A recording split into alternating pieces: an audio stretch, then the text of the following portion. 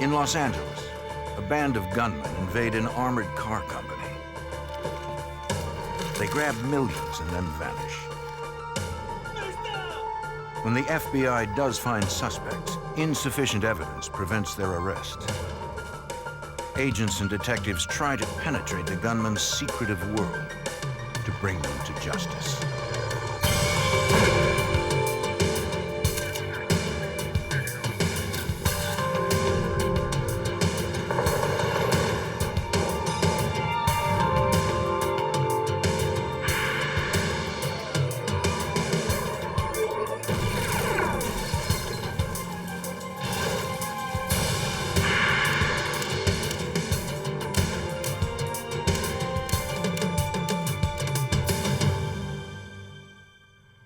An armed robbery is a terrifying ordeal. When a gang descended on a Los Angeles cash vault, they threatened to kill anyone who resisted. The violent assault was the largest heist in U.S. history, and a piece of plastic was the only evidence. I'm Jim Kallstrom, former head of the FBI's New York office. The FBI, LAPD, and the IRS joined forces to unravel a complex network of money laundering, fraud, and a tight code of silence.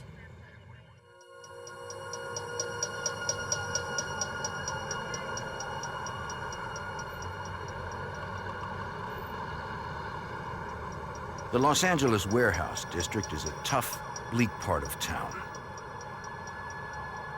Street gangs and violence are common. The area's businesses are housed in nondescript buildings, many surrounded by barbed wire fences. One secure block was occupied by a leading armored car company. Friday night, September 13th, 1997. Employees of the armored car company were going about their routine, counting and sorting over $20 million.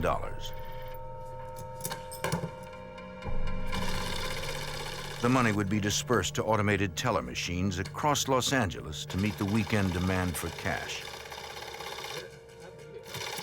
There were 5 employees, including 2 security guards working the graveyard shift. At 12:30 a.m., one guard took his break in the lunchroom, as he did every night.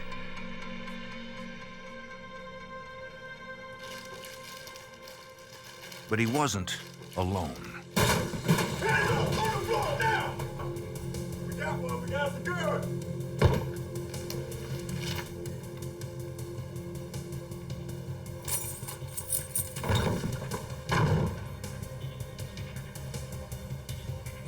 Five armed men subdued the guard in seconds.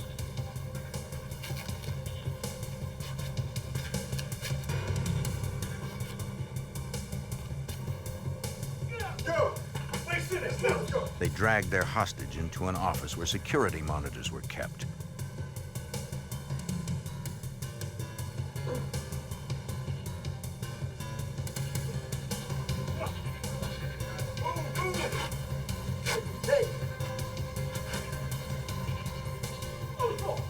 Then a second security guard, preparing to go home for the night, entered. Unarmed and out of uniform, he offered no resistance.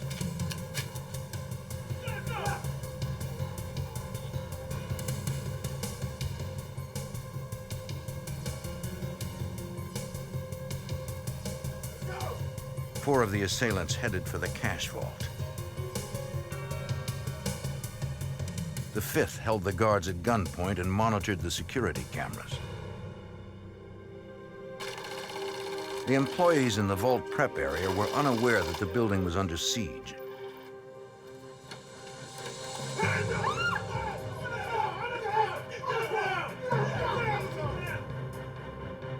The gunmen threatened to shoot if anyone disobeyed orders or made any sudden moves.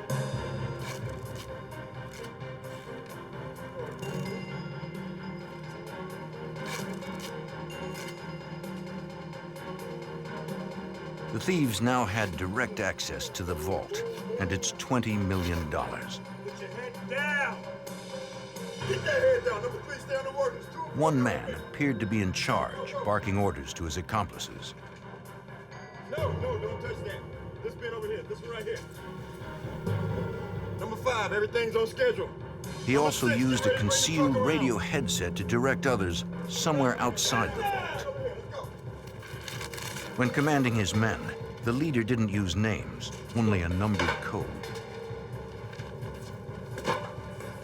The robbers were coldly efficient, wasting no movement.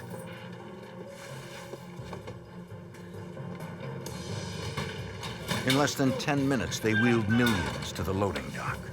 No, this one right here. Right here. Right here. Right here. Right here.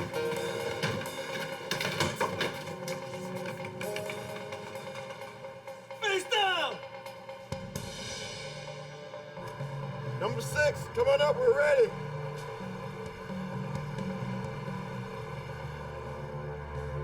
In the outer office, the gunman removed the surveillance recorder bolted to a desk.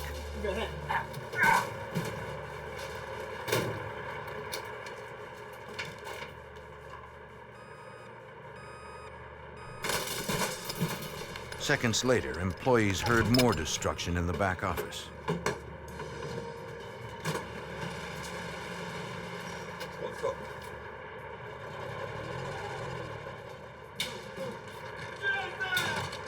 When the leader and another man returned, the employees no doubt feared it was to eliminate witnesses.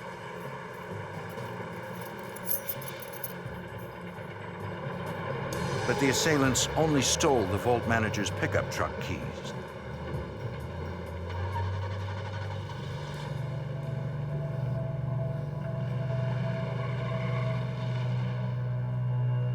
Suddenly, it was quiet. Believing the gunman had fled, the guards risked freeing themselves. Hold up, Johnson. I'll help you out in a minute. They called 911.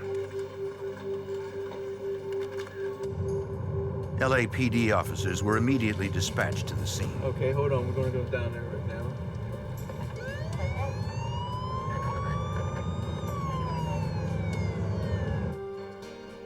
Detective John Licata knew the case was unusual from the beginning. We have experienced armored car robberies where the couriers or the truck are attacked. Got a robbery homicide. But this was the first time we've ever had a facility hit.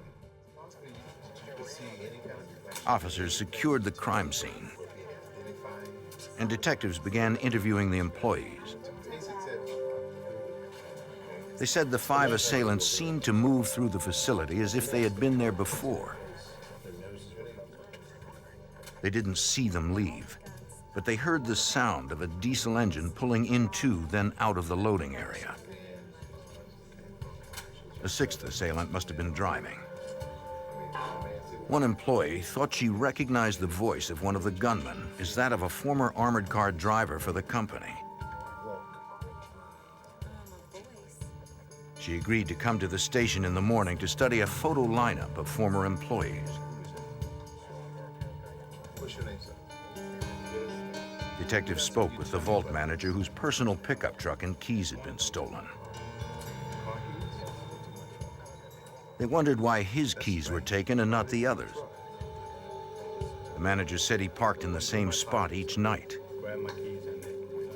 None of the suspects had asked him what the vehicle looked like. That led us to believe that whoever took his keys and had taken his vehicle knew him and his vehicle. The manager agreed one of the men's voices was familiar, but he couldn't think of a name. Went through my pockets and He said he would contact them if it came to him. Forensic technicians took impressions of the facility's door locks. Initially, damage found on the doors and locks suggested the thieves used force to gain entry. But later examination by technicians in the police lab proved otherwise. There was damage to the locks and the mechanisms, but not to the degree that it would have caused them to malfunction and to open. They believed the gunman had used a key, then faked signs of forced entry. Company officials later estimated the loss at a staggering $18.9 million. the robbers knew what to take and what to leave behind. All of the high cash bins, those bins that contained large amounts of cash, were taken. Those that didn't, that contained stamps and cash checks, were not taken. This suggested that the assailants knew how the company stored its cash. The robbers also appeared to know where the company had installed its video surveillance recorders, including a backup machine that was hidden inside a locked cabinet in the back office. Employees had heard the assailants destroy the lock to get to the backup VCR. The recording devices were kept in a cabinet, inaccessible to most employees. We interviewed all the facility employees, and 80% of them didn't know about the recording devices in the back office. Investigators processed the loading area for any evidence of shoe prints, tire tracks, or clothing fibers. They found none. But they did discover what appeared to be a broken truck reflector or lens cover.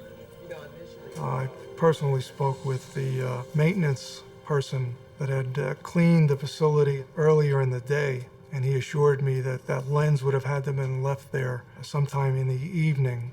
So it was surmised by us that it probably was left by the suspect's vehicle. We didn't have a lot of clues as to what the vehicle would be, other than that reflector that was recovered, and we didn't know if it was a common item taken off of trucks or vehicles.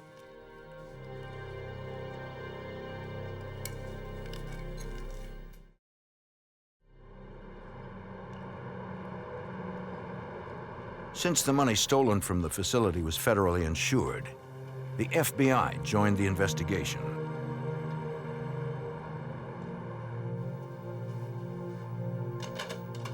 Special Agent John McCarran from the Los Angeles field office studied a crime scene video made by the Los Angeles police that detailed the sequence of the gunman's activities during the robbery. And put them in this room here. This door is unlocked.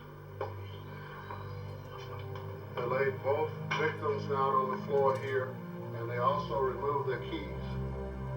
Once they did that, The 5 masked gunmen had pulled off the largest cash heist in U.S. history. guard these two. Agent McCarran hoped the public could help find them.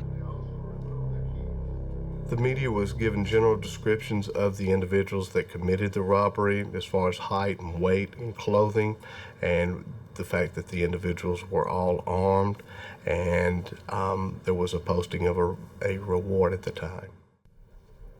Assistant U.S. Attorney Alka Sager hoped the vague descriptions would be enough to produce a lead. The victims told us that they believed that the robbers were black, and that was based on the skin color that they saw through the eye holes of the mask. And they also told us that one of the robbers appeared to be lighter skinned and he may be Hispanic.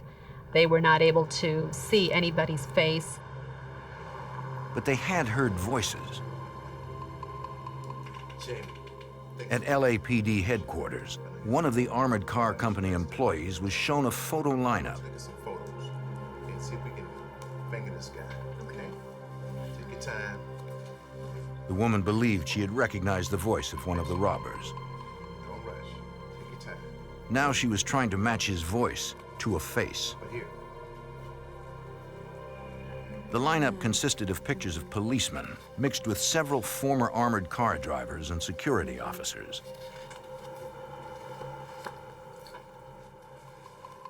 She picked one former driver as a possible match to the voice she heard on the night of the robbery. This guy? Yes. Wore the glasses. Police learned that the man had recently left LA for New Orleans.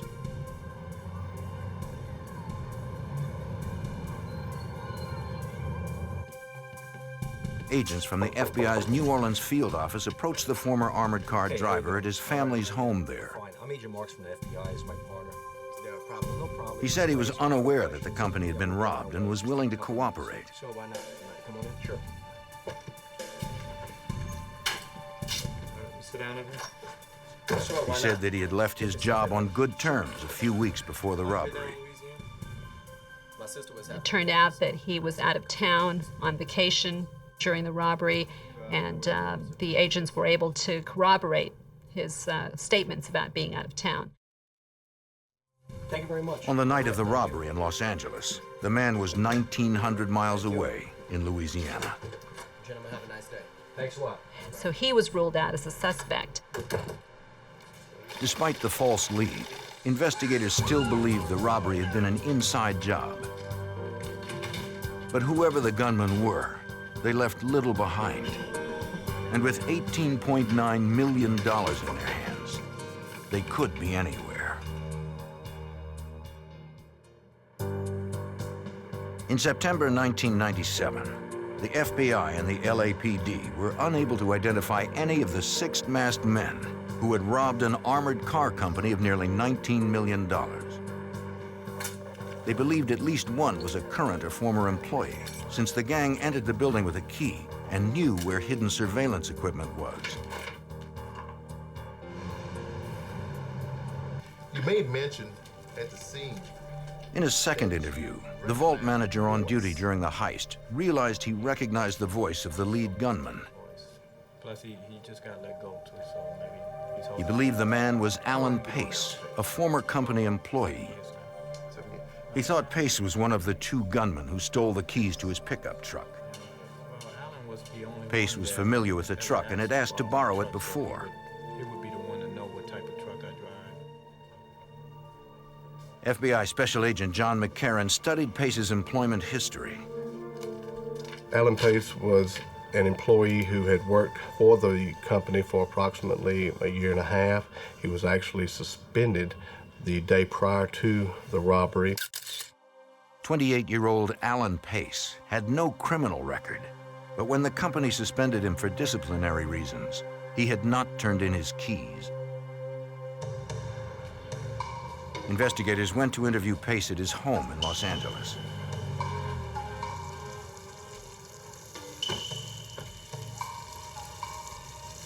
Alan Pace. Pace told them he knew about the robbery through the media, but assured the agents that he had nothing to do with the heist. He said he was at a party with his girlfriend on the night of the crime. He gave them her address and phone number. Investigators needed to verify Pace's alibi.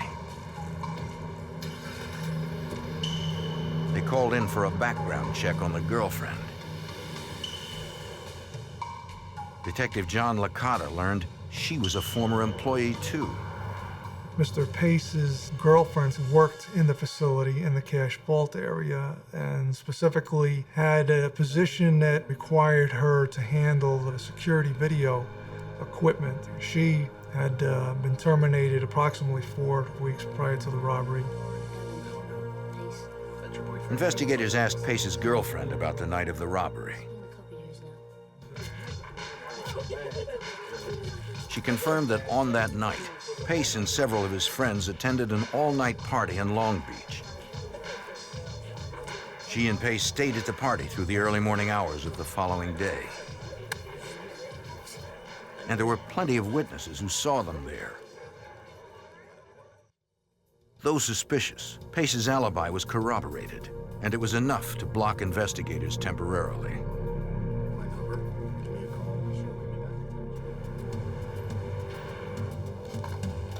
They would need a different tack to keep the case moving forward.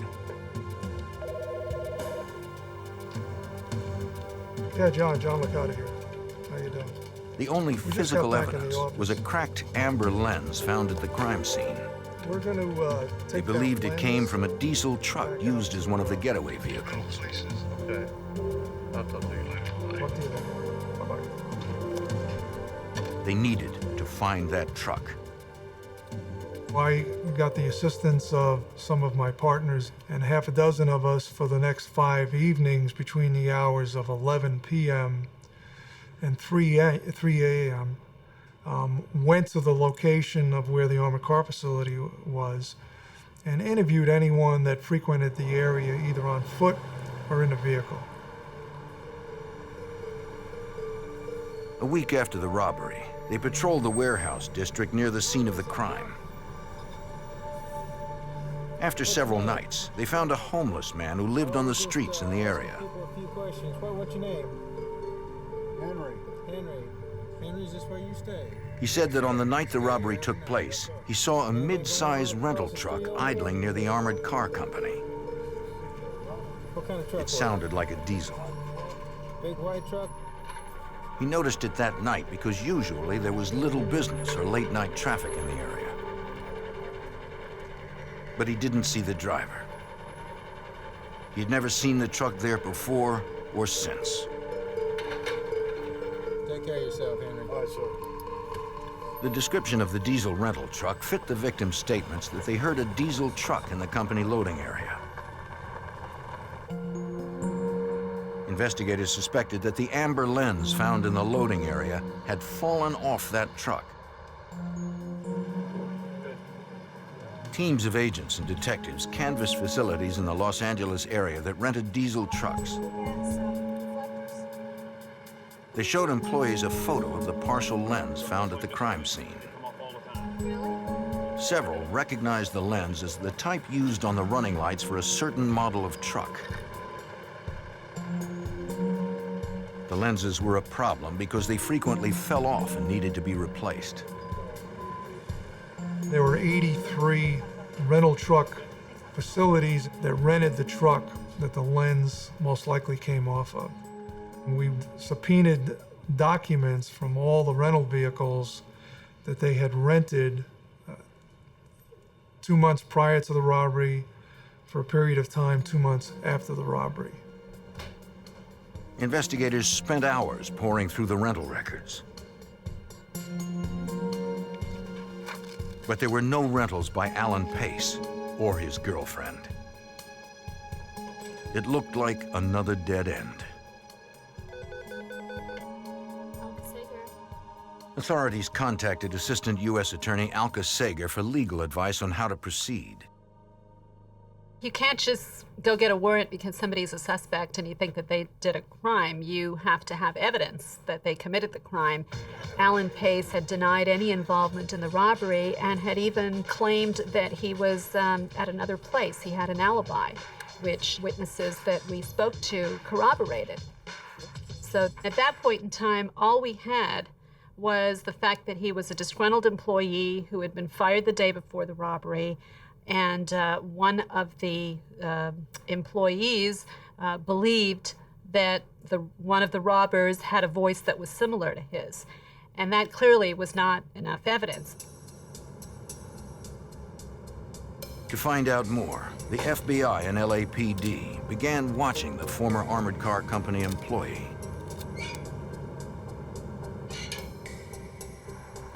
If Pace was involved in the multi-million-dollar robbery, he might show signs of his newfound wealth. We did do surveillance of Mr. Pace, and he did not appear to be living beyond his means. He didn't appear to be spending a lot of money. He didn't appear to have a lot of cash at his disposal. Nothing implicated Pace in the robbery beyond the circumstantial evidence they already had. As the months passed, there was little movement on the case. The reward for information leading to a conviction now totaled $250,000. Despite the extensive media publicity this case received and the rewards for any information about the perpetrators of this robbery, there were absolutely no leads, no forensic evidence, no eyewitnesses. The investigation just came to a grinding halt. Though Pace was still the primary suspect, without more substantial evidence, the FBI was unable to make an arrest. For now, it appeared that Alan Pace and 5 accomplices had gotten away with nearly $19 million in cash. By September of 1998, a full year had passed since 6 masked gunmen made off with almost $19 million. The prime suspect was Alan Pace, a former armored car company employee, suspended the day before the crime. Assistant U.S. Attorney Alka Sager was frustrated by the lack of evidence against Pace. It didn't appear that he was out there spending money. It didn't appear that he had the fruits of the crime. So there really wasn't any legal basis to go out and arrest him or even to search his house. Then, press coverage of the one-year anniversary of the crime prompted a lead for case agent John McCarran. An informant called the FBI, saying he thought he might know one of the robbers. Investigators went to the informant's home in suburban Los Angeles. The informant explained he had been an employee of the armored car company a year earlier, around the time of the robbery. He had since left to become a real estate agent. He claimed that shortly after the robbery, he was given $100,000 in cash to purchase a home for a man he knew, Eugene Hill. Hill asked that the deed to the home be listed in the name of his girlfriend. At his girlfriend's apartment, Hill stored a trunk filled with smaller boxes. He gave one of the boxes to the informant.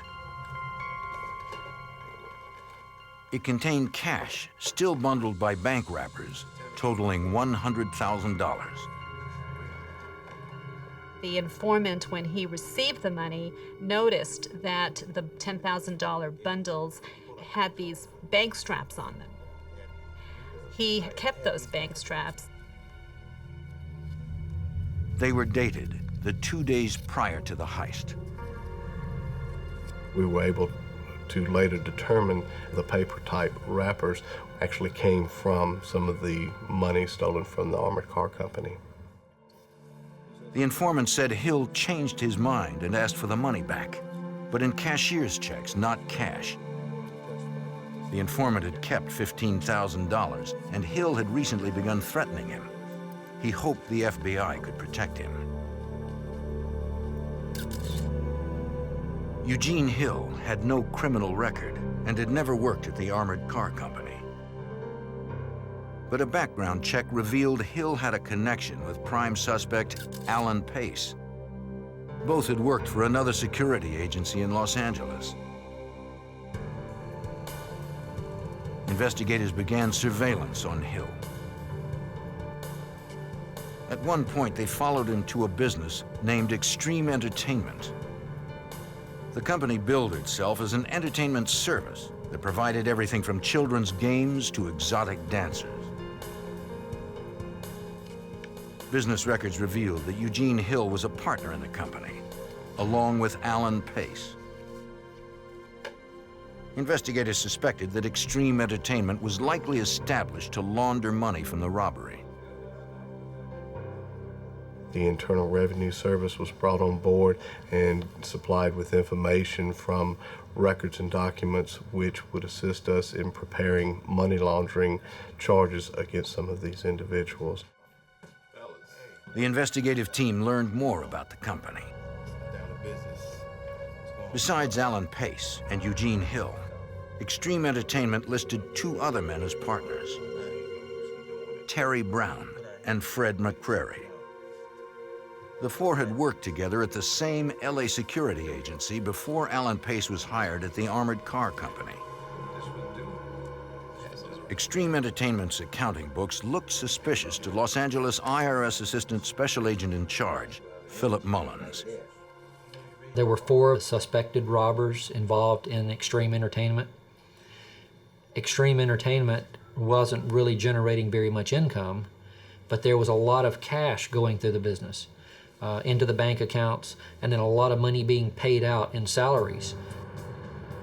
Investigators began to dig deeper into the financial backgrounds of the 4 partners. They subpoenaed bank statements, credit card reports, and tax returns. In the personal bank records of Eugene Hill, they found the suspect had a second source of income. One of the things that we discovered were deposits of checks from a company called Rainforest. Now, we'd never heard of Rainforest, and we didn't know what kind of company it was, so we went and looked at the Rainforest bank records.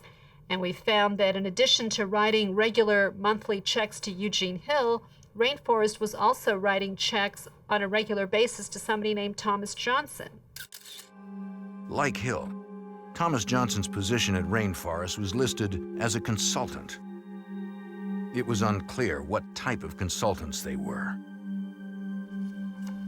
Rainforest was in business developing new recycling technologies.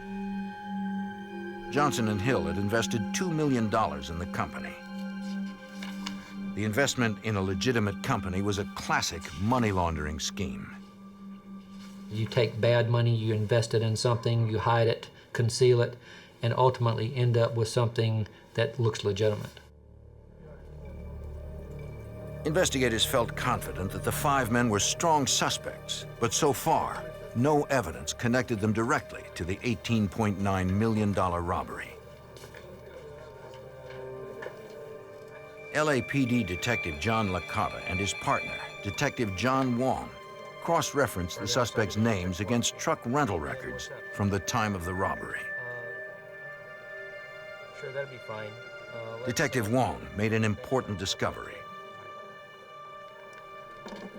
My partner, John Wong, is the one that found the rental agreement from one of the suspects, Eugene Hill, in which he had rented the suspect's vehicle that was used that night just prior to the robbery and then returned just after the robbery.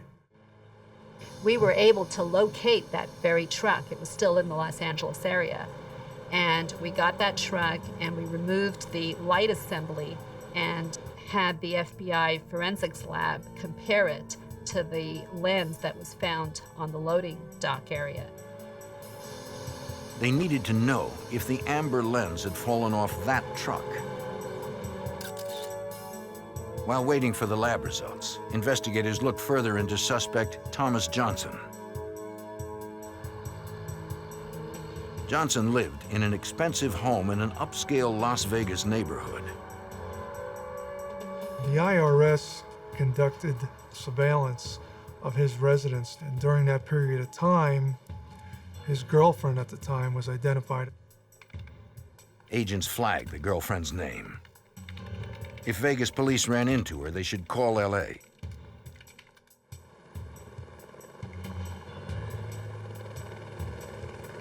On the night of September 10th, 1999, nearly 2 years to the day after the robbery, the team in LA got a call and boarded a helicopter. There had been a domestic disturbance at Thomas Johnson's Las Vegas home. Johnson's girlfriend had called the police. They hoped to use the disturbance call as an opportunity to question the girlfriend. She alleged that Johnson had beaten her. She was more than willing to answer any questions they had about him. She said Johnson was laundering money through the Las Vegas casinos. He and a friend would buy thousands of dollars in chips that he would later have her exchange for cash. The exchange was always in amounts less than $10,000 to avoid filling out cash reports. Thomas Johnson appeared to be very fond of gambling and appeared to have a lot of money with which to gamble. And it's a little tricky when you do these types of investigations because you don't know where that money is coming from, if it's perhaps gambling winnings that are then being used to conduct more gambling activities, or if it's perhaps what we thought, which was money from the robbery. The girlfriend told investigators Johnson had mentioned a big job that he had taken part in back in Los Angeles. She said Johnson had invested in a company with a gambling friend. When investigators showed her a photo of Eugene Hill, she confirmed that he was Johnson's friend. The circumstantial evidence against Thomas Johnson, Alan Pace, and Eugene Hill was building. But it was still not enough to make any arrests. Agents would need to turn the suspects against one another if there was to be any hope of convictions. Hands up! On the floor now! 2 years after 6 masked gunmen robbed an armored car company of $18.9 million, the FBI, IRS, and LAPD had gathered strong circumstantial evidence against 5 suspects, but had nothing that directly tied the men to the crime. 30, 35, 40. The only physical evidence recovered was a cracked amber lens found in the loading area of the armored car company. Investigators believe the lens fell off a truck rented by suspect Eugene Hill the day before the robbery. They sent the broken lens and the other lenses from the truck's running lights to the FBI lab in Washington, D.C. Forensic metallurgist Michael Smith compared tool marks from the broken lens to those on the other lenses from the truck. In this case, the marks look rather like the rings on a tree, and we attempt to see whether those marks line up or not. Using a high-powered comparison microscope, he made an exact match. The same tool had made all the lenses in the same work session, indicating the broken lens had very likely come from the truck rented by Hill. The forensics results were compelling, but they did not definitively prove that Eugene Hill or the other 4 suspects were with the truck during the robbery. Assistant U.S. Attorney Alka Sager needed stronger evidence before authorizing arrests. She hoped Hill's girlfriends would provide it. We had identified 2 of his girlfriends who also appeared to be spending not large amounts, but amounts of cash. Approximately 2 years after the robbery, we had gotten to the point where we needed to talk to these women that were in Eugene Hill's life. We're gonna need your cooperation. Worried that charges might be filed against her, one of Hill's girlfriends rolled, telling investigators what she knew. She told them that after the date of the robbery, Hill suddenly had a lot of cash. She said Hill stored 2 footlockers filled with boxes of the cash in her apartment. She and a friend helped him count and sort thousands. Hill told her that before the new crisp bills could be spent, they needed to look worn. So she washed them. Usually, Thomas Johnson took part in the operation. She said they would go to Las Vegas, buy gambling chips with the washed bills, and then turn them in for new cash. Her story corroborated the statement previously given by Johnson's girlfriend.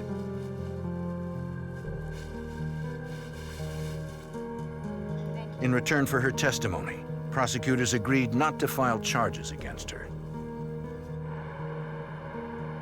Next, FBI agents and LAPD detectives wanted to talk to Eugene Hill's sister.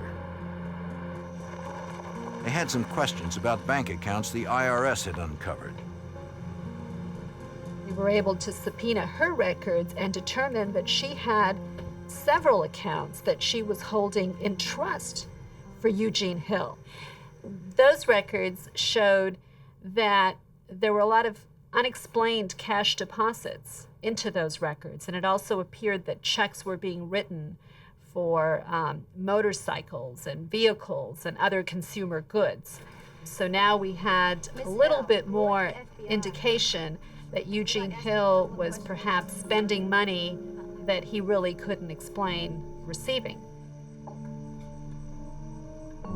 She agreed to talk to the investigators, but said she first needed to make a phone call.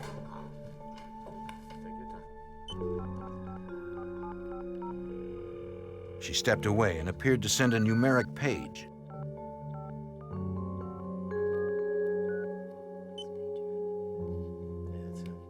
Investigators asked her about the accounts she held for her brother. She was evasive and claimed to be unaware of any of her brother's financial matters. Moments after the phone call, Eugene Hill arrived. Mr. Hill, how are you tonight? When questioned, Hill denied any knowledge of the armored car company robbery. He told investigators that he didn't have time to answer their questions then, but he would meet them the next morning at their office. Loaded with cash, Hill was a significant flight risk.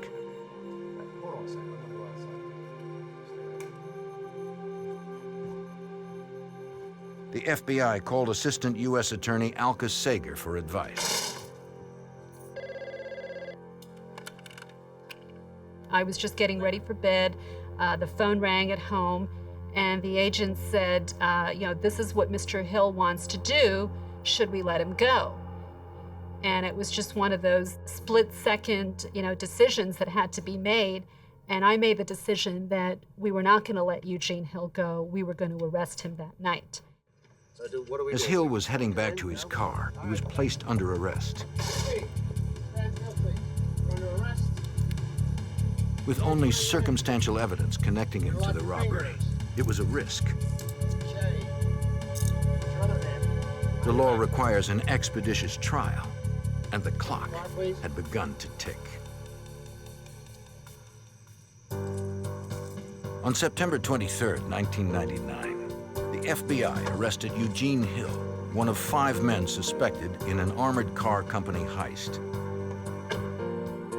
Assistant U.S. Attorney Alka Sager had made the decision to arrest Hill, despite having only circumstantial evidence linking him to the crime.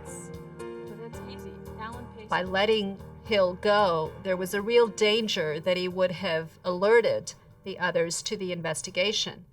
Given the amount of money that was taken in this robbery, it was apparent that these robbers would have the means to flee if they wanted to. And I just felt we couldn't take that chance. A search of Hill's home provided no solid evidence tying Hill to the robbery. But investigators did discover ledgers that showed Hill had purchased real estate in other people's names. Prime suspect Alan Pace was also listed on Hill's ledgers as having purchased real estate in others' names. Finally, IRS agent Philip Mullins had something on Pace. This was very significant in that there was over $1 million worth of real estate purchased for Alan Pace, that he had no legitimate source of income to purchase that property. If convicted, Eugene Hill was facing up to 40 years in prison.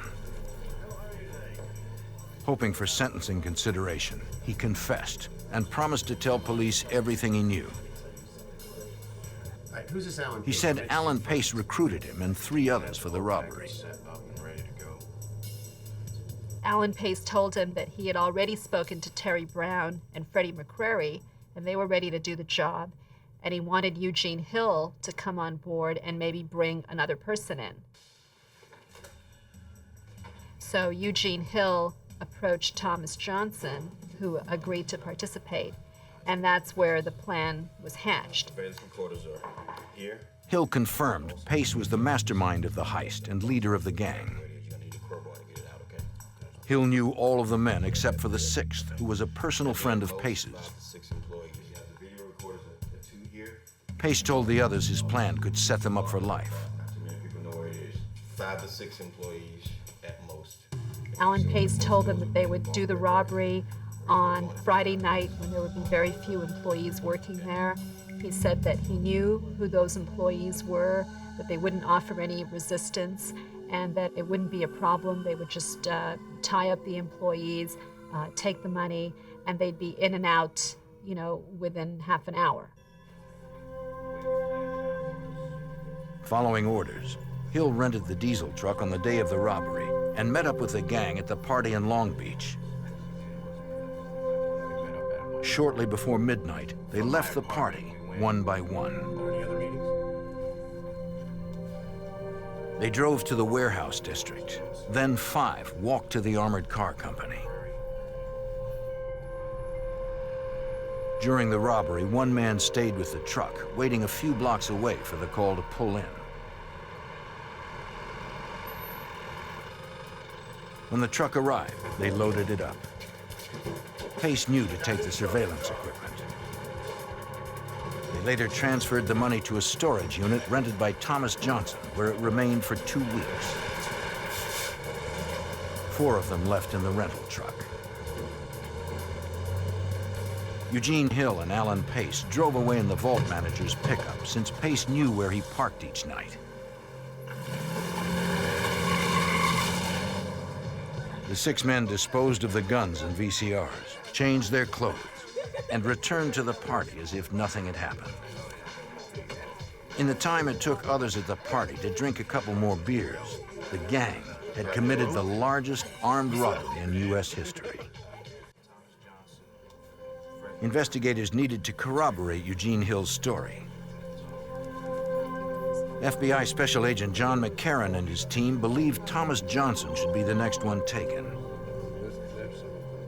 Agents in our Las Vegas field office were conducting surveillance on Thomas Johnson, and we knew his exact location. We followed him from one of the casinos. Agents tailed Johnson as he visited several casinos. They did not know if the suspect was armed. To execute a safe arrest, agents needed to isolate Johnson outside and away from the casino crowd. They asked a casino security guard to approach him with a ruse.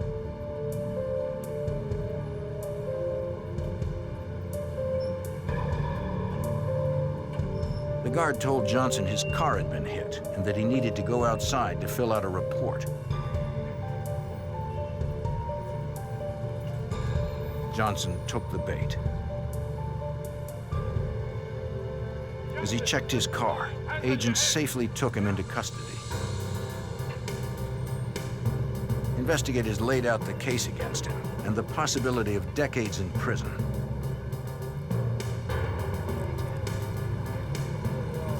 Like Eugene Hill, Johnson cooperated in the hopes of a lighter sentence. Johnson verified Hill's version of the robbery and confirmed that Alan Pace was the leader.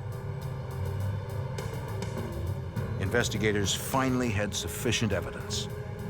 They quickly arrested everyone but the leader. We knew that Pace was aware of the earlier arrest of the other individuals. There was a warrant for his arrest, and he contacted me here at my office and told me that he wanted to self-surrender. On February 28, 2000, Pace arrived at the LA Federal Building in the company of his lawyer. He made no statement and refused to cooperate with investigators. Pace was arrested and held without bail. 4 of the robbers pled guilty to robbery and conspiracy. Eugene Hill was sentenced to 9 years in prison. Thomas Johnson received 10 years. Fred McCrary received 7.5 years, and Terry Brown got 8. The 6th gunman, Eric Boyd, fought the charges against him and was found guilty and sentenced to 17 years. After a 3-week trial, Alan Pace, who had orchestrated the armed robbery, was sentenced to 24 years in prison. Agents seized all of the criminals' assets. They were able to account for about $5 million of the stolen money. So about $14 million remains missing. We don't know where that money is, how it was spent, if it was spent. We just have no idea. But whenever the felons are finally released, the FBI will be watching. No one drops a dime. Okay. If they make any moves to recover hidden money, they'll go straight back to jail. A day that began with a class field trip ended with a parent's worst nightmare. Family and friends worked with local police and the FBI in an urgent search for a missing daughter. An unlikely suspect eventually emerged in the girl's disappearance.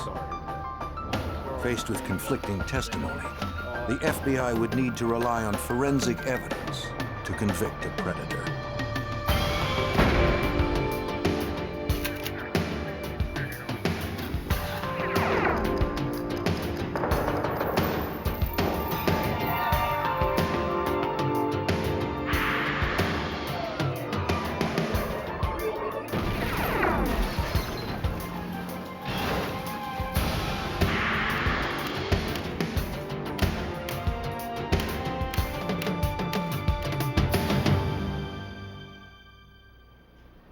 The parents of 11-year-old Brittany Martinez knew their daughter was no runaway. But that was all they knew. Something had happened to her, something terrible. When they failed to find Brittany in their quiet Illinois neighborhood, they called the police. I'm Jim Kallstrom, former head of the FBI's New York office. The FBI was soon brought in to grapple with conflicting witness reports, false leads, and a lack of clues. Agents wouldn't stop until they found Brittany and the truth.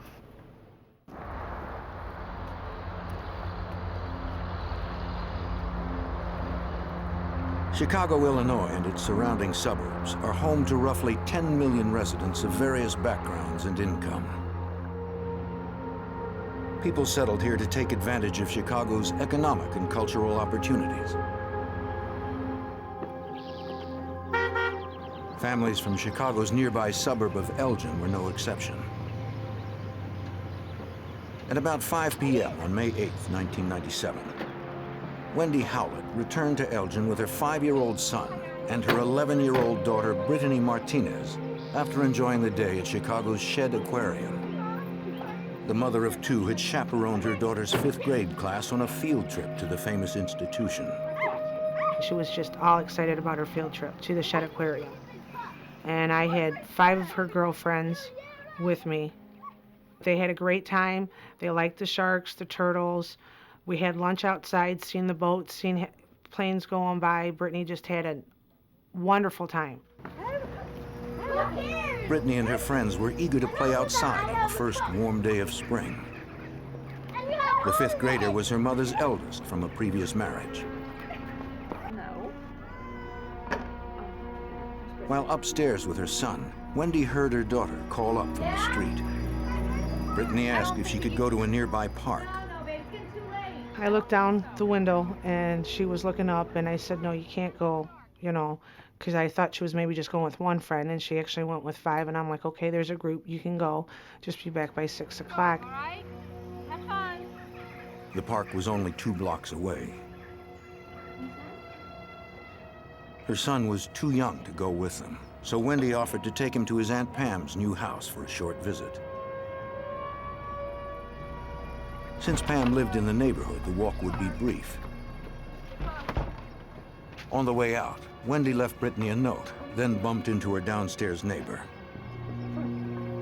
She told him that if he saw Brittany return before 6 o'clock, her daughter had 2 options: wait for her mother upstairs or come to her Aunt Pam's house alone. 45 minutes later, Wendy had returned from Pam's without seeing Brittany. She figured she was still at the park with her friends. Wendy fixed a quick meal for her son while she waited for her brother to pick her up for work. At about 20 after 6, her husband, Scott Howlett, came home from his job. Scott would watch the kids when Wendy worked part-time in the evenings with her brother as a custodian. And he walked in and I said, well, I got to go to work now. Brittany's at the park with her friends. And he looked at me and said, no, she's not. Her friends are outside. Wendy's heart sank. She went to the window to check with Brittany's friends. And they all looked up at me and said, she went on her bike to Aunt Pam's house, to where you are. I said, well, I'm home. Have you seen her since? They're like, no. Brittany's friends said they'd returned from the park a little while ago. Wendy called her sister-in-law, Pam.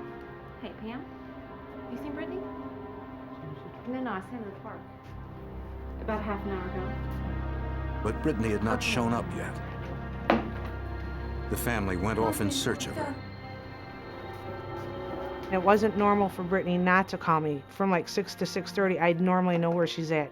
So that was unusual to begin with for my daughter not to be in contact with me. It also wasn't like Brittany to be out alone. In a few hours, it would be dark. My husband left to start searching on foot, thinking maybe she could have been at this park still, on the way to Aunt Pam's or something. We didn't know. When we didn't find her by like 8 o'clock, a mother's instinct, I knew there was a problem. Wendy called 911. Elgin patrol units were immediately dispatched. Sergeant Robert Beater of the Elgin Police Department was a detective at the time. He knew that when police respond quickly, they usually find the minor unharmed. Anytime we receive a phone call regarding a missing child, we take it pretty seriously. Initially, we make contact with the people who call us. In every case, we normally search the residence, the person's residence, inside, just in case, cover the bases in case the person is hiding under the bed or in the closet, and that's happened in the past. That wasn't the case with Brittany. Wendy told officers that her daughter was last seen wearing jeans, a blue t-shirt, yellow socks, and white sneakers. Police had to consider the possibility that Brittany had simply run away. They started asking me about my daughter, and they're like, well, are you sure she's not at her friend's house? I said, the friends she would have been at, they're right there. They started asking me, are you sure she didn't run away? Was she angry? Was she mad? I'm like, no, we had an awesome day all day. She was with her friends, and it's not like my daughter not to notify me this long. Investigators next questioned the Howlett's downstairs neighbor.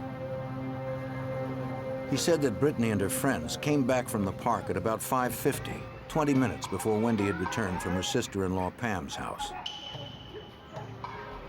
The neighbor said he gave Brittany the message from her mother. She could wait upstairs or go to her Aunt Pam's alone. According to him, Brittany seemed excited about going to see her aunt.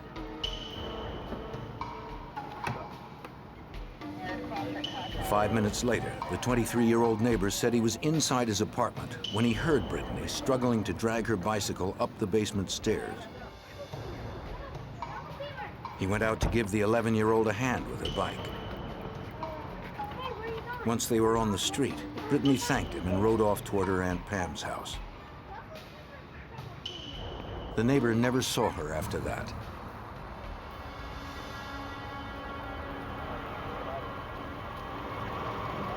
As word of Brittany's disappearance spread, more police and family members continued to gather to help in the search. At around 9 o'clock, Wendy's younger brother, Eddie Milka, pulled up. Brittany's uncle was shocked by the news. He told his worried sisters that he had also seen Brittany outside the apartment at around 6 o'clock when he had stopped by to pick up Wendy for work. He'd gone to work alone when he learned Wendy wasn't home. Milka said he would go to search for his niece at the park. Investigators continued to question people who lived close by, hoping someone had seen something that could point them in the right direction. But no one else had seen the 11-year-old on her bike after she left her house. Neighbors were reporting no type of disturbance or any unusual activity in the neighborhood. It was a very nice day, kids out playing. There was just no signs of her being taken from the scene by force. So we were very concerned. The searchers fanned out in every possible direction the fifth grader could have wandered. They began in the park where Brittany and her friends had been playing. A helicopter joined overhead. Other volunteers searched dumpsters and alleys in the area. Brittany and her bicycle seemed to have disappeared without a trace. As the night wore on, the searchers straggled back, weary and discouraged. Wendy remained at home, hoping for news on her daughter's whereabouts. During that search, I wanted to go out and help search, and they advised me that I should stay home just in case she called, or maybe it could have been a ransom or whatever. So I stayed home, as hard as it was, and no phone calls, no nothing. My husband, my mom, my sisters, they were all out searching here, going to parks. They continued to search all night.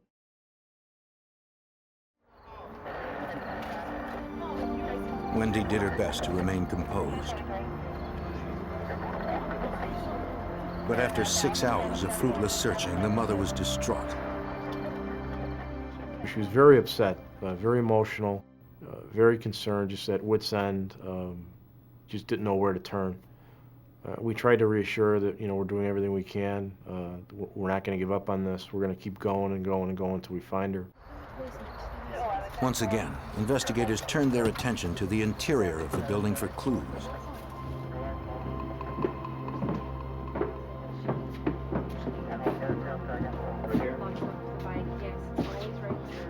In the basement, they were surprised to find Brittany's bike. The chain was unsecured. It wasn't like Brittany to leave it unlocked. So, you heard it? Or heard her bring The bike was Brittany's prized possession. The neighbor told police he never saw Brittany return after she rode off. So you hear her come down the steps normal and... Investigators believe that the bike must have been returned before 6:20 when Scott Howlett, Brittany's stepfather, came home from work. Hoping for a lead, several officers returned to the station to search the database. Illinois state law requires that all convicted child molesters register with the local police. Investigators sought past offenders whose records might point to a likely suspect. Obviously, your number one concern would be if there's anybody in the area that could be prone to this type of behavior, taking a young child. So we naturally assume, let's cover the base with sex offenders. They discovered that a registered sex offender was known to reside a few blocks away from the missing girl's apartment. Local officers knew the man was currently homeless and lived in his van. They also knew where he usually parked at night. Daniels, you in there? If the missing girl was inside, investigators didn't want to provoke him to do anything desperate. Brittany was not there. Nothing inside indicated Brittany had ever been in the van. He claimed to have no knowledge of the missing girl and gave the detectives an account of his activities that day.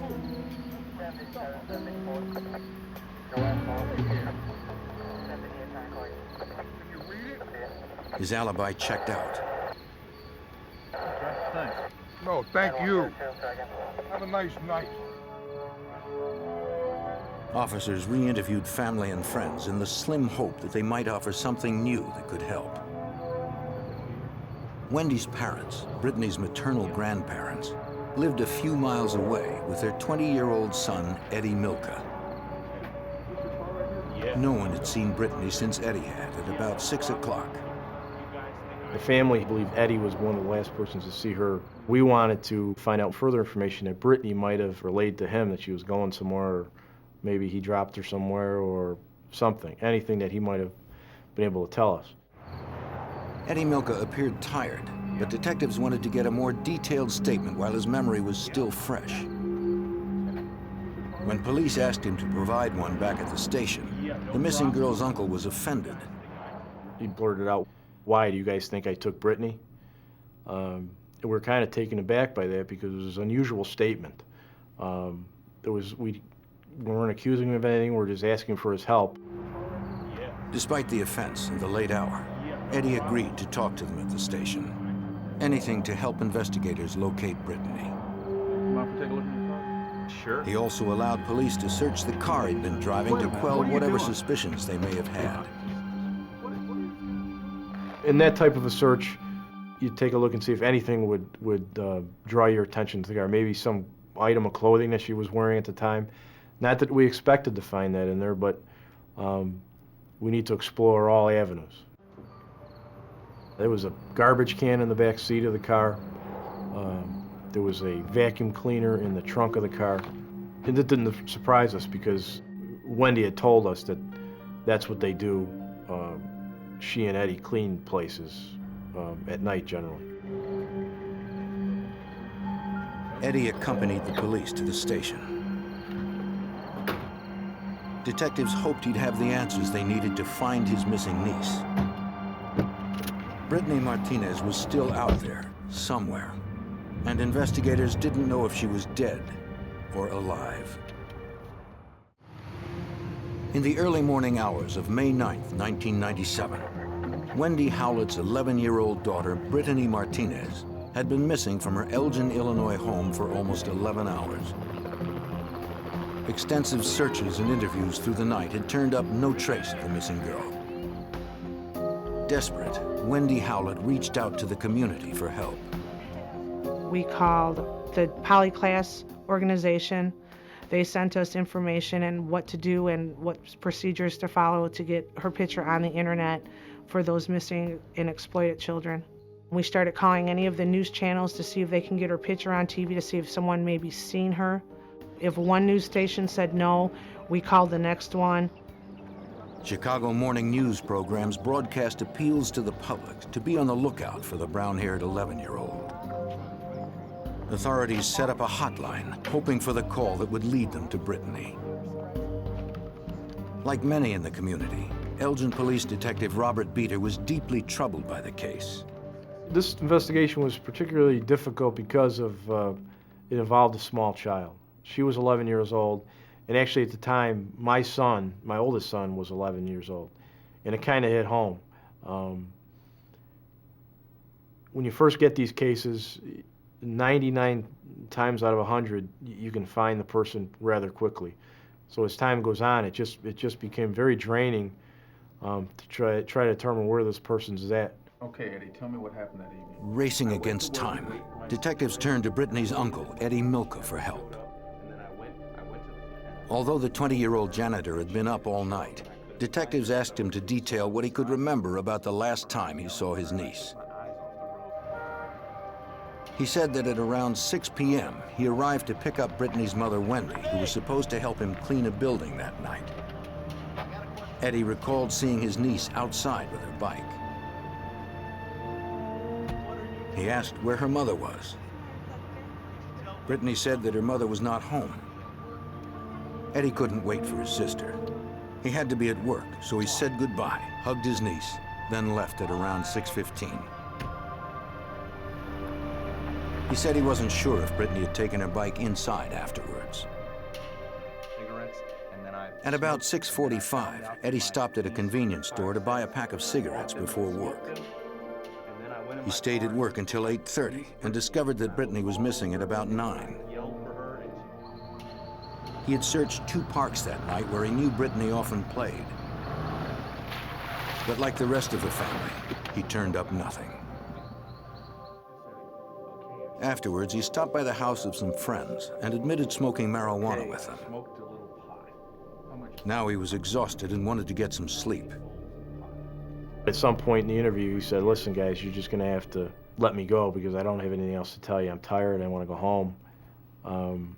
And at this point, it was like a 3-hour interview, and we didn't have any reason to keep him there, so then we brought him home. With time working against them, Elgin police contacted the Chicago field office of the FBI. From experience, FBI Special Agent Beth Malarkey knew that if Brittany was not found in the first 24 hours, the girl's chances of survival were slim. The initial hours are incredibly crucial. We all know in law enforcement, and having worked previous kidnapping cases, that the longer the child goes missing, the less likelihood there is of recovering the child, certainly alive. And our mission is to recover a live child. The FBI offered local authorities additional manpower, plus a computer system that helped organize, cross-reference, and manage leads. These resources became increasingly valuable as calls flooded in. There were hundreds of leads that were called in by the public because of a number that was disseminated to the public for anyone having information. All of those leads were cataloged and checked. People's alibis were checked. Investigators decided to follow up on Eddie Milka's alibi as well. They spoke to the president of the company whose building Eddie was scheduled to clean the night before. The executive had worked late that night and saw no one else in the building. When he locked up at 8:15, the president's car was the only one in the lot. Investigators also checked the convenience store where Milka said he bought cigarettes. The store was equipped with a 24-hour surveillance camera. The detective scanned the video recorded on May 8th from 6 to 8 p.m. He never saw Brittany's uncle enter the store. Eddie Milka had lied about his whereabouts. The other family members were interviewed, and what they told us turned out to be true. All their whereabouts were accounted for. Other people were able to verify their statements. Everything that Edward Milka told us turned out not to be true. But the discovery that Milka had lied did not prove wrongdoing, nor did it put investigators any closer to finding the young girl. It had been almost 24 hours since Brittany was reported missing. Now, can I get a copy of Investigators continued to pursue all viable leads. By this time, we were just getting continuous telephone leads, the citizens calling in, community calling in, assisting us with possible information. Maybe they saw her somewhere. Witnesses reported seeing Brittany in many locations throughout the region, including a restaurant. The police dispatched officers to check each sighting. The public and investigators alike clung to hope that Brittany was still alive.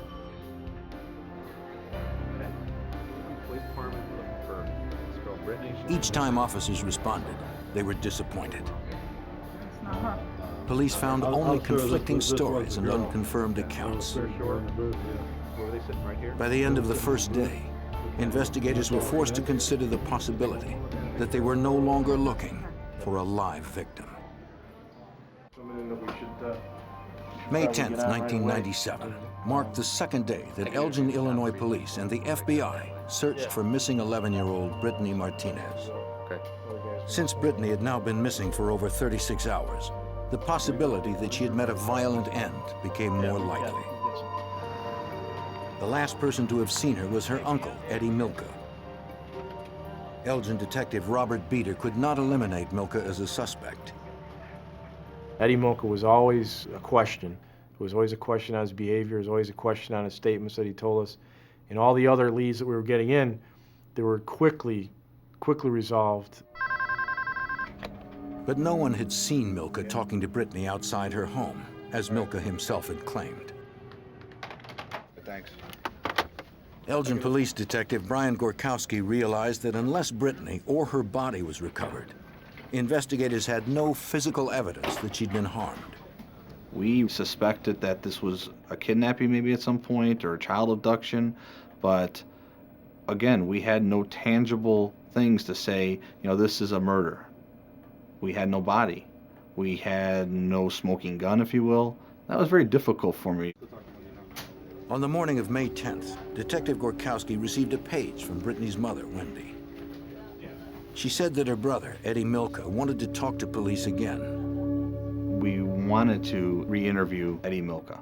We wanted him to come in and talk to us voluntarily, and if he did do that, we wanted as much information about his background, his past, as we could gather.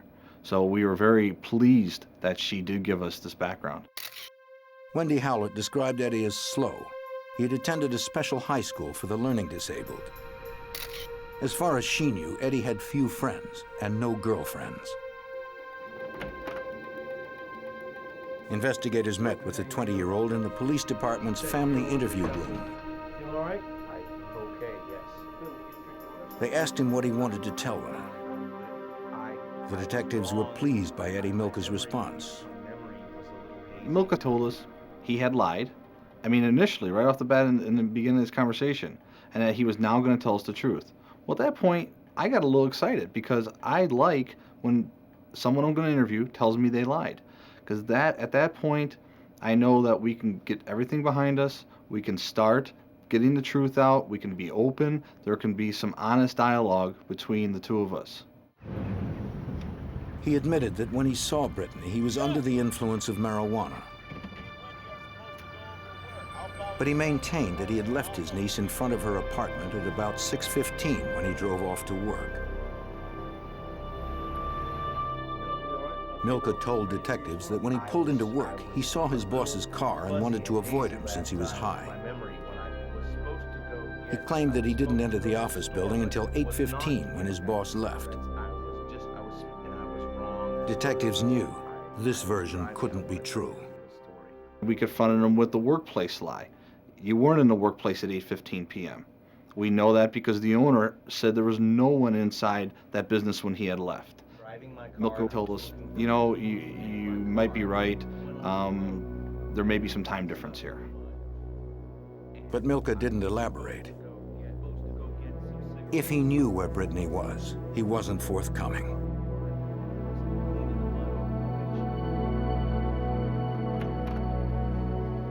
Investigators tried a new tack. Let's take our time. I asked him to imagine where Brittany was at this point in time because he was the last one to see her. He began to rub his temples, he closed his eyes, and then he said she was in Elgin, then she was near Elgin, that she was cold and wet. He continued to reiterate that constantly. We asked if she was breathing. He said that she was not. We asked if she was bleeding. He told us no, she wasn't bleeding. Milka asked for a cigarette. I know she's dead. He started pacing and mumbling, then asked the detective to write down what he was about to say.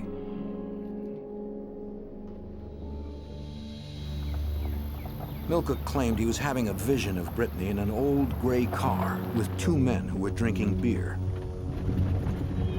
He also saw farmhouses, a dirt road, gravel, rocks, and a creek. He added that the men had touched her all over, but he didn't stop there. After he had told me that he had seen these two males touching Brittany, he then told me, I know she's dead, I want to tell my sister she's dead, grabbed me, hugged me, and began to cry. Wendy Howlett was called down to the station. She noticed her brother had been crying and asked what he had to tell her. Once again, Eddie Milka changed his story. He just looked up at me and said, I didn't do it. I don't, you know, they're putting things in my head. I just want to go home. I just want to go home. They're telling me Brittany's dead. Brittany's still alive. We got to find her. Since Milka never admitted any wrongdoing in his vision statement, police had nothing to hold him on. Wendy took her brother home. Investigators questioned the two friends Milka said he had smoked marijuana with on the day Brittany disappeared. They confirmed that they'd been with Eddie until 10 minutes to 6 when he left for work. Milka told them that he would be back later to watch the Bulls game. When he returned at approximately 10:30 that night, Milka was upset and crying. He told them that his niece Brittany was missing. They then drank a few beers and watched the rest of the Bulls game. Eddie left their house at about 1 a.m. The friends had nothing more to add. Investigators still had no evidence that Milka had abducted Brittany, and no clue as to where she might be now. And then, you know, a week goes by and we still haven't determined what happened to her. She could have been found somewhere. She could have been taken and then released. And that's how some of these cases work out. Some of the more dangerous ones, the person takes them and then releases them a later time. On May 17th, 1997, 9 days after Brittany disappeared, a couple was boating on the Kishwaukee River, 18 miles outside of Elgin, when they made a grisly discovery. They found the body of a girl washed up on a sandbar. She was naked from the waist up and severely decomposed. The terrified couple made for shore and then ran to call the police. On May 17, 1997, 9 days after 11-year-old Brittany Martinez was reported missing from her Elgin, Illinois home, a young girl's body was discovered 18 miles away in the Kishwaukee River. Lieutenant Gene Lowry of the McHenry County Sheriff's Department investigated. At the time, we weren't sure if it was Brittany Martinez or not. I knew from screening the missing cases that come through our jurisdiction at the Sheriff's Department, we didn't have any missing females that would be within that age range. So we began to look outside of our jurisdiction and other police agencies to determine what, if any, missing persons might fit that description. The nearby Elgin police and FBI were called in to determine if the dead girl was Brittany. FBI Special Agent Beth Malarkey believed they had finally found her. Those of us who were involved in the investigation and knew the description of Brittany, what she looked like, what her hair looked like, the clothes that she was wearing when she was missing. Although the body that was found on the sandbar was missing a t-shirt, the rest of it very much resembled Brittany Martinez. The dark hair, the blue jeans, the socks, and the tennis shoes that she was wearing. It was impossible to visually identify the victim or to immediately determine how she had died. Investigators could see no external wounds. Long time. They believed she had likely been killed elsewhere than dumped in the river. Too much. You know, what A little bit. The mood amongst the investigators was grim. It just became very sad because the reality of having a dead child and the investigation changing from a missing child to possibly a murdered child changed the whole tone of the investigation. The surrounding area struck Detective Brian Gorkowski as similar to the place Eddie Milka had described earlier in his vision statement. The scene of the Kishwaukee River at that point seems more like a creek or a small body of water, not necessarily what you would picture a river to be. There were rocks, there was dirt roads in the area, there was farmhouses. The landscape very much depicted what Eddie had told me in the vision statement. To confirm that Milka's vision statement was not a coincidence, they needed proof that could link him to this location. The FBI's evidence recovery team, specialists in crime scene forensics, were called in. It was the same unit that sifted through the debris of Pan Am Flight 103 and the Oklahoma City bombing. The ERT is very highly trained and professional and organized in how they conduct crime scene searches. And because this looked like a murder investigation at this point, every piece of evidence was going to be extremely important. The forensic technicians took soil, water, and plant samples, as well as samples of the insects that had colonized the body. Based on the development of these larvae, scientists determined that the victim died no later than 2 p.m. on May 9th, the day after Brittany disappeared. That night, Wendy Howlett prayed it wasn't Brittany. I still was trying to keep hope that it wasn't my daughter. And I was hoping it was no one else. It was someone's little girl, but I was hoping it wasn't mine. 2 days later, dental records confirmed that the remains were, in fact, those of Brittany Martinez. A forensic pathologist determined that she had died of asphyxiation. 2 strips of tape were removed from her face and mouth. A large bruise with scalloped edges was found on her cheek. To investigators, it resembled a bite mark. The examiner noted that Brittany's jeans were only half zipped and her underwear was on inside out.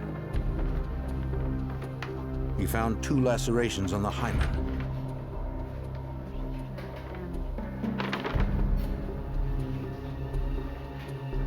the pathologist concluded that the 5th grader had been sexually assaulted immediately before or at the time of her death. It would take several more months to process Brittany's clothing and tissue samples at the FBI lab. Special Agent Malarkey wanted to make sure that the analysis was thorough. I have to say that I didn't sleep for several days after that because seeing her, seeing the state that she was in, and understanding the magnitude of what took place. Detective Robert Beater hoped the discovery of Brittany's body and clothing would provide the physical evidence they needed to catch her killer. When it was final, at that point we could notify the families and really start digging our heels and focusing on some of the evidence we had already recovered. For the past 11 days, Wendy Howlett had nourished the hope that her child was still alive. Now, that hope was dashed. The Howletts' worst fears had come true. When they told me that it was my daughter, it is the worst feeling that you ever want to know. I can't even describe the pain that it goes through because that was my only girl. And I wish this upon no one, not even my worst enemy do I wish this upon. And like an hour after my daughter, they confirmed that it was her, I went into her room and started breaking things. And then I got even more upset because I was breaking her things and I still was hoping she was alive, even though I knew she wasn't. Investigators speculated on why Brittany's body had come to rest in a river 18 miles from her home. Lieutenant Jean Lowry asked Brittany's mother if the location seemed significant.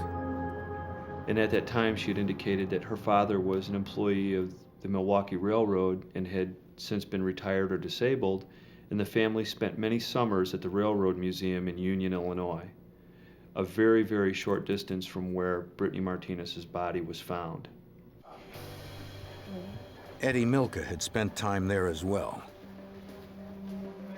Investigators secured a warrant for samples of his blood, saliva, and hair. They were forwarded to the FBI lab so examiners could begin the lengthy work of DNA mapping. Milka's genetic profile would be ready for comparison to any foreign DNA recovered from Brittany or her clothing. A forensic dentist also took impressions of Milka's teeth. Investigators suspected the mold would match the bite mark found on Brittany's cheek. The dentist compared the cast to a blown-up photo of the indentations on the victim's face.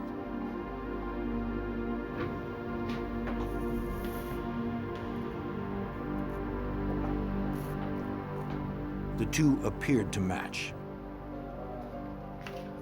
But due to advanced decomposition, the bite mark was distorted, so the dentist could not be absolutely certain Milka's teeth had made the mark.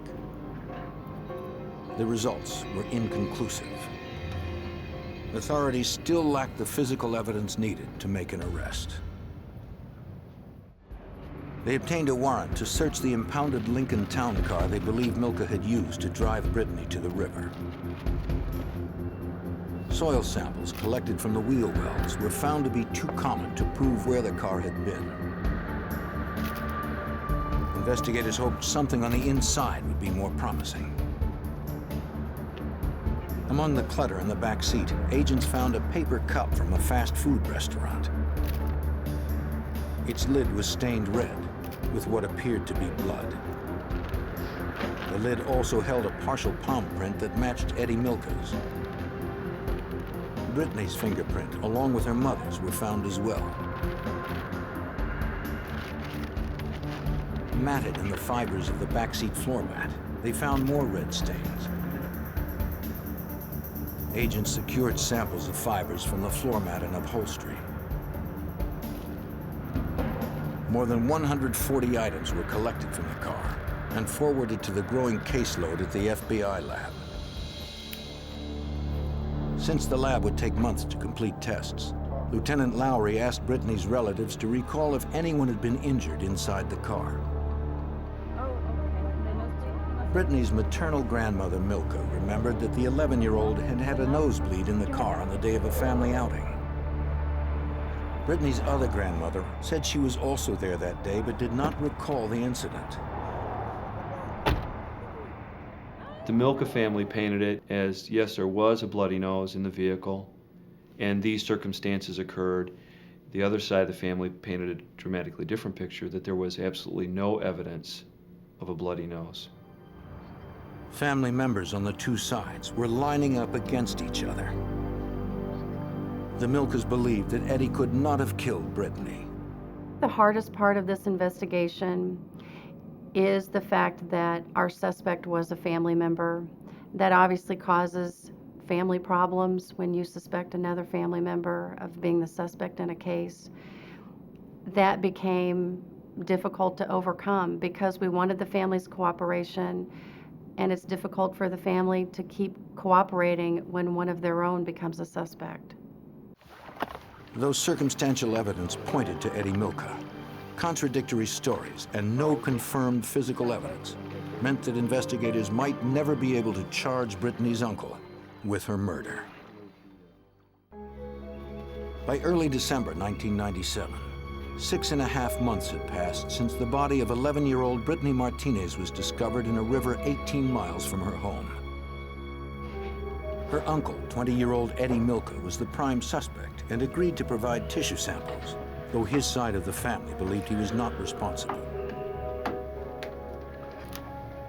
Without substantial physical evidence, it would be difficult for the FBI and local investigators to charge him with murder. Examiners at the FBI crime lab in Washington, D.C. had spent months sifting through hundreds of pieces of trace evidence collected during the investigation. Karen Lanning, a scientist in the FBI's Trace Evidence Unit, received Brittany's clothing and coordinated the examination.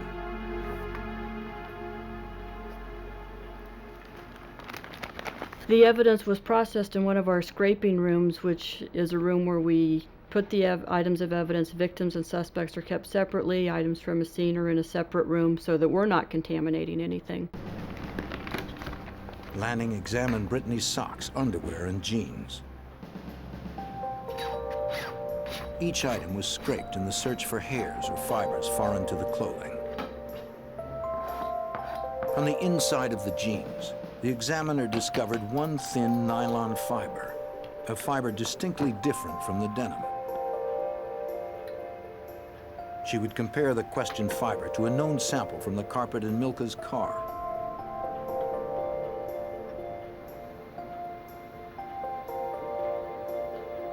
The fibers matched. In 4 additional tests, her results were the same. Investigators theorized that Brittany had been in Milka's car with her jeans removed, since the carpet fiber was found inside of her jeans. But the fiber match alone was not enough to prove the theory, since that type of fiber was common to many cars. I couldn't say the fiber came from that carpeting as opposed to another carpeting just like it. So if there were 2 cars that were the same, I can't say it's from car A versus car B. Investigators hoped the remaining evidence would prove more conclusive. Special Agent Melissa Smers, chief of the Mitochondrial DNA Unit 2 at the FBI laboratory, was a serology and nuclear DNA examiner at the time. It was her task to determine if any of the victims' or suspects' fluids were present on the evidence. She found Brittany's clothing too contaminated to test. Brittany had been dead for approximately 9 days before she was found. Because of that, she had started to decompose, and the clothing that she had on her showed evidence of that decomposition. Agent Smers instead focused on the red stains found on the fast food cup and carpet taken from Milka's car. She determined that the stains were human blood. Through DNA testing, she'd find out whose. The examiner compared known samples of Eddie Milka's and Brittany's DNA to that found on the cup and carpet. Agent Smers concluded that the blood in the car had come from Brittany. the probability that someone else had bled on the cup was at least 6.4 million to 1. It was enough to issue a warrant for Eddie Milka's arrest. On December 18, 1997, over 7 months after Brittany disappeared, Eddie Milka was charged with murder, aggravated kidnapping, and predatory criminal assault of a child. His arrest took his sister Wendy Howlett by surprise. I not only lost my daughter, I am now losing my brother to something I know he didn't do, and I was more stunned and in shock than anything that, you know, this can't be happening. This nightmare's got to end somewhere. In order to protect her brother, Wendy Howlett said that it was unlikely that Eddie would have driven to the river in McHenry County since he had never been there before. She told Lieutenant Gene Lowry that the railroad museum the Milkas went to as kids was not in that area as she had previously stated. Wendy began to change her story for whatever reason and backed off on that statement. That, again, forced us to re-interview her and try and determine, you know, where she was in regard to that statement, because it would be key in determining what the connection was to McHenry County. James McAuliffe of the McHenry County State's Attorney's Office knew the trial would be difficult. Two of the key witnesses, Eddie's sister Wendy and Eddie's mother, would testify on the suspect's behalf. I have those expert reports. We had to impeach some very sympathetic people for whom our hearts went out, but we had no alternative because they had changed their story so much. So we had to, in effect, attack our own witnesses and members of the family who had suffered such a terrible loss. It made it extremely difficult for us. It made it extremely difficult for the Milka and Howlett family and all the members who testified. On April 21st, 2000, nearly 3 years after Brittany's death, the case of the state versus Edward Milka went to trial. The prosecution called more than 50 witnesses. In closing arguments, prosecutors told the jury how they believed the murder had taken place. They believed Eddie Milka had helped Brittany return her bike to the basement. In her haste, she left it unlocked, but took the cup she'd carried since coming home from her field trip. In the past, Brittany had sometimes accompanied her mother and uncle on cleaning jobs to help pay for the bike she loved so much. The prosecution believed Eddie drove to a nearby forest preserve after he saw his boss's car parked at work. There, prosecutors contended, he sexually assaulted his niece and likely smothered her until she died, then dumped her body in the Kishwaukee River. The defendant, Edward Milka. The jury was not convinced Eddie Milka had planned to kill Brittany. When the jury retired and they came back, they entered a finding of not guilty on the first-degree murder. They felt that he had not intentionally murdered his niece. Felony murder. On the second charge of murder while in commission of a felony sexual assault, the jury found Edward Milka guilty. Many investigators, including Lieutenant Lowry, sympathized with Wendy Howlett's loss. The verdict provided little comfort to her family. This is a tragedy, a human tragedy. There's no other way to cut it. As a father, I can tell you, if I had to experience this, I don't know if I could survive it. So for her as a mother, my heart goes out to her. Edward Milka was sentenced to 75 years in the Illinois Department of Corrections. His crime tore a close family apart. When young Brittany was killed, no one could hear her scream. But with the FBI's forensic experts on the trail, the story of Brittany's final hours could be told, and her killer brought to justice.